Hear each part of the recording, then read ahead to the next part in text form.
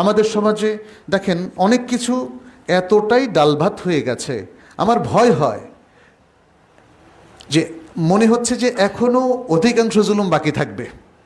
ঘুষ খাওয়াকে জুলুম কিনা বলেন?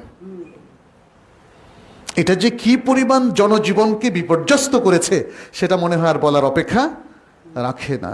আপনি যাই করতে যান আপনাকে ঘুষ দিতে হবে।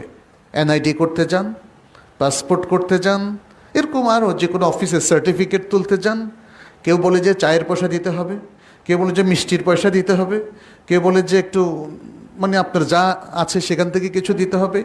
এমন কি আপনি যদি ট্যাক্সের ফাইল ওপেন করে ট্যাক্সের ডকুমেন্টও সাবমিট করতে যান, যেখানে আপনি 2, 4, 5 লাখ টাকা ট্যাক্স দিয়েছেন, বলছে এই ট্যাক্সটা সাবমিট করতেও ভাই আপনাকে কিছু খাওয়াইতে হবে। ইন্না লিল্লাহি ওয়া ইন্না ইলাইহি রাজিউন। সুবহানাল্লাহ। এগুলোর বিরুদ্ধে আপনাকে আমাকে দাঁড়াতে হবে।